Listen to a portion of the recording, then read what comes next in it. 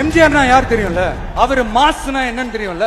அவர் உயிரோடு இருக்கிற வரைக்கும் அந்த சிஎம் சீட்டை பத்தி ஒருத்தராலையும் நினைச்சு கூட பார்க்க முடியல, கனவு கூட காண முடியல. எப்படியாவது அந்த சிஎம் சீட்டை என்கிட்ட கொடுத்துருங்க, என் நண்பர் எம்ஜிஆர் திரும்ப வந்ததுக்கு அப்புறம் நான் திருப்பி கொடுத்துறேன்னு தன்னோட எதிரியை கூட மக்கள் கிட்ட கெஞ்ச வச்சவர் எம்ஜிஆர். எப்படி கெஞ்ச வச்சு.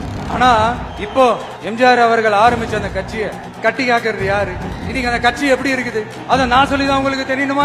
அப்பாவி தொண்டர்கள் அதை வெளியில சொல்ல முடியாம வேதனையில தவிக்கிறாங்க. 2026ல சட்டமன்ற தேர்தலில் யாருக்கு ஓட்டு போடணும், எப்படிப்பட்ட ஆட்சி இங்க அமையணும்னு அந்த அப்பழுக்கற்ற அந்த தொண்டர்களுக்கும் ரொம்ப நல்லாவே தெரியும். அதனால என்ன வேஷம் போட்டுக்கிட்டு பாஜக இங்க தமிழ்நாட்டுக்குள்ள வந்தாலும் அவங்க வித்தை எல்லாம் இங்க வேலைக்கே ஆகாது.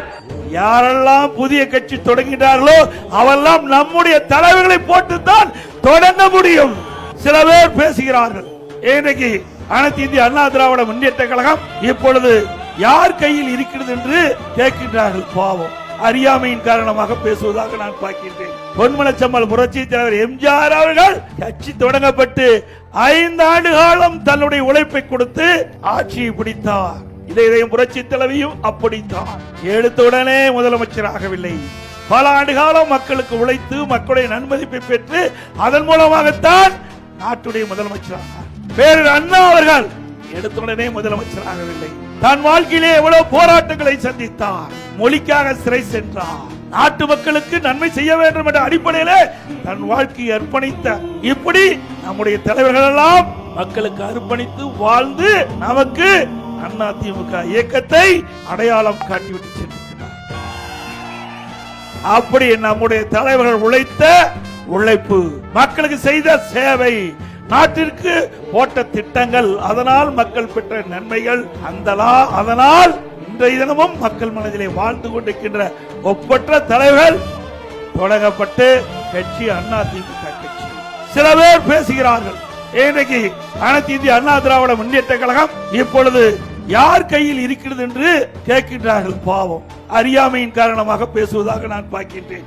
இது கூட தெரியாமல் ஒரு கட்சிக்கு தலைவராக இருக்கின்ற சொன்னால் அவரை நம்பி எப்படி தொண்டர்கள் இருப்பார்கள்? சிந்திச்சு பாருங்க. இவ்வளவு பேர் இருக்கிறீங்க, இவ்வளவு பேரு அதிமுக தொண்டர்கள், அனுதாபிகள். ஆகவே இன்றைக்கு நாட்டிலே என்ன நடக்குது என்று தெரியாமல் சில பேர் சில கருத்துக்களை தன் இஷ்டம் போல் பேசி வருகிறார்.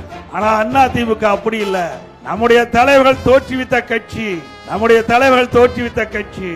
ஏழைகள், ஒடுக்கப்பட்டவர்கள், நசுக்கப்பட்டவர்கள், தாழ்த்தப்பட்ட மக்கள், அவர்களுக்காக எண்ணற்ற திட்டங்களை தீட்டி நடைமுறைப்படுத்தி அதன் மூலமாக ஏற்றம் பெற்ற கட்சி அதிமுக கட்சி. ஒரு மரம் எடுத்தவுடனே பலன் தருவதில்லை. முதலிலே செடியை நடுவோம், அதற்கு தண்ணி ஊற்ற வேண்டும், அதுக்கு பராமரிக்க வேண்டும், எரு இட வேண்டும்.